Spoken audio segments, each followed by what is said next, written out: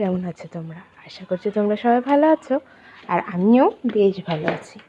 চলে এসেছি তোমাদের সাথে আজকে নতুন একটা ভ্লগ নিয়ে। আজকে শুক্রবার, ঘড়ির কাঁটার সময় এখন ঠিক 7টা। তো এখন থেকে ভিডিওটা তোমাদের সাথে শুরু করছি। তো যে যেখানেই আছো, আশা করছি ভিডিওটা তোমাদের একটু হলেও ভালো লাগবে। তো চলো বেশি বকবক না করে ভিডিওটা শুরু করি। ফার্স্টে সকালবেলা সব বাসি কাজ ছেড়ে চলে গেছিলাম গোপালের ঘরে। গোপালকে ঘুম থেকে তুলে তার প্রসাদটা দিয়ে তাকে সিংহাসনে বসিয়ে আমি চলে এসেছিলাম আমার কাছে। ততক্ষণে কিন্তু আমার বাবা উঠে গেছিল, তো তাই জন্য একটু তাড়াহুড়ো করছিলাম। আজকে সকালে কুমড়ো আলুর তরকারি, আর এইদিকে আমি দুধটা জাল দিয়ে নিয়েছি। বাবানের জল গরমও হয়ে গেছে, সুজিটাও হয়ে গেছে। বললাম বাবান উঠে গেছে, ওই দেখো ও দাদালে ঘুরে বেড়াচ্ছে। অবশ্য একটু আগে আমার কোলে ছিল, এখনও দাদা নিয়ে ওর মুখ চোখটা একটু মুছিয়ে দিচ্ছে। যেহেতু সকাল থেকে উঠছে, সেই জন্য এই অভ্যাসগুলো না করানো ভালো। যাই হোক, তারপর অনেকটা সময় পার হয়ে গেছিলো, আমি বাবানকে খাইয়েও নিয়েছিলাম। তো এইসব বাটিগুলো বাইরে নিয়ে যাচ্ছি, দেখো প্রায় 10টা বেজে গেছে। তো এবার যাব বাবানের বাটিগুলো বাইরে রাখবো। আর আগের দিন ওই ক্যাতাটা কেচে দিয়েছিলাম। তো কালকে বেশ টানা রোদ হয়েছিল, টানা রোদে ক্যাতাটা প্রায় অর্ধেকের বেশি শুকিয়ে গেছিলো। আর একটু ছিল, সেটা আজকে রোদে শুকিয়ে গেলে খাটে পাতবো। বাবান হিসু করে তো, এটা ভালো মাঝে মাঝে কেচে না দিলেন একটা গন্ধ করে। যাই হোক, ভালো রোদ্দুর আজ 2 দিন ধরে হচ্ছে, তাই জন্য সব জামা কাপড়গুলো বের করে দিয়েছিলাম। আর এই চাটা আমার শাশুড়িমা করছিল, হয়ে গেছে প্রায়। আর এইদিকে ডিম সিদ্ধ দিয়েছিলাম আমার হাজব্যান্ডের একটা, শ্বশুরমশাইয়ের একটা। তো দেখো ও একটু বেরোবে, আজকে শুক্রবার ওর ছুটি, কিন্তু ও একটু কাজে বেরোবে। কাজে বলতে একটু বাজারের দিকে যাবে, তাই বাবানকে নিয়ে গাড়িতে করে ঘুরছে। আর কি মজাটাই না ও পাচ্ছে দেখো। তারপরে 10:30 বাজে আমি বাবানকে ঘুম পাড়িয়ে দিয়েছিলাম। আর এদিকে বাবান এই ক্যাতাটা হিসু করে দিয়েছিল, আর বালিশের ঘরটাও ভিজিয়ে দিয়েছিল। তো সেটাই একটু ধুয়ে দেবো। তার আগে পর্দাটা টেনে দিলে ওনার আবার চোখে আলো পড়লে আবার ঘুম ভেঙে যায়। তো এটা খুব ব্যাড অভ্যাস, কিন্তু কি করব, আর অভ্যাসটা হয়ে গেছে। আসলে আমার চোখে আলো পড়লেও আমি আর ঠিক ঘুমাতে পারি না। যাই হোক, তারপরে এদিকে চলে এসেছিলাম, আজকে একটু ডাল হবে। ডালের জলটা বসিয়ে দিয়ে আমি ডিমের একটা অমলেট করে নিয়েছিলাম। আর এদিকে আমার শাশুড়ি মা মোচা কাটছে। তো আমি ভাবছিলাম ডিমের অমলেটটা দিয়ে আগে আমি খেয়ে নিই, ততক্ষণ জলটা গরম হতে লাগবে।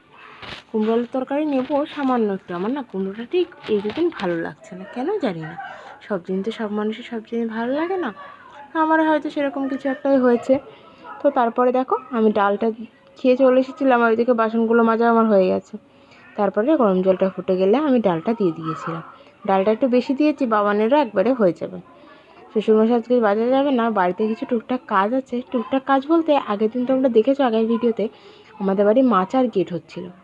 তো সেই গেটটার পেছনে যে একটু রং করার ছিল, সেই রংটাই করছে।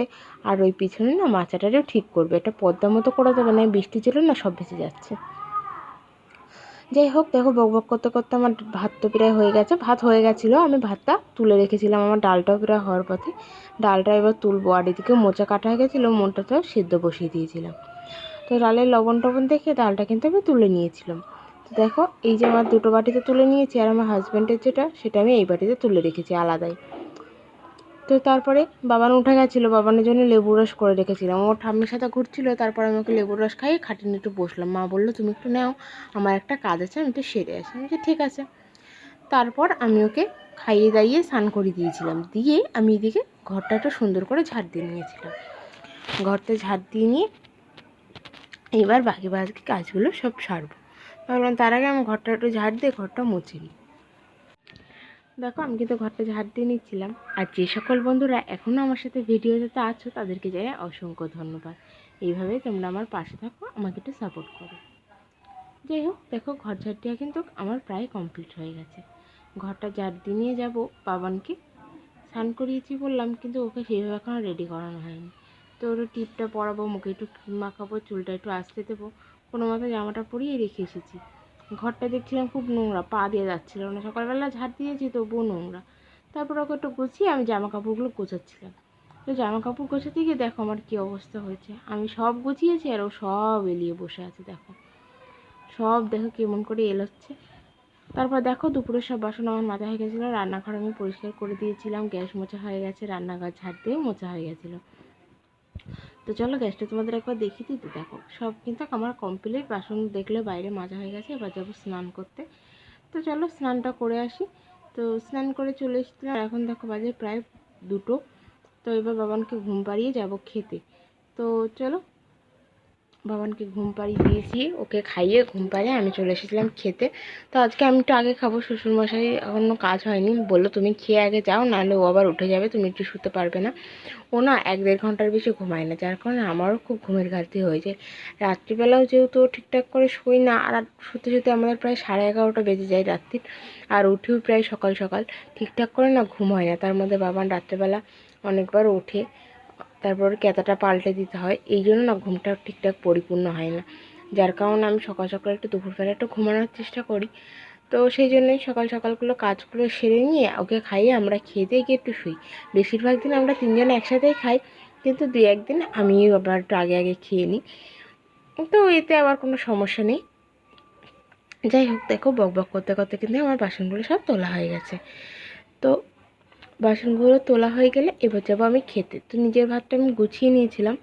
তো দেখো, ভাতে আজকে আমি নিয়েছি, এদিকে নিয়েছি ভাত, এদিকে রসুন দিয়ে ডাল, এদিকে মোচা, এই যে লেবু, এখানে কারকোল, বেগুন, আলু, ভেন্ডি, তারপরে আরও কী কী পটল, এইসব দিয়ে একটা ভাজা ছিল, যেটা আমার শ্বশুরমশাই করেছিল।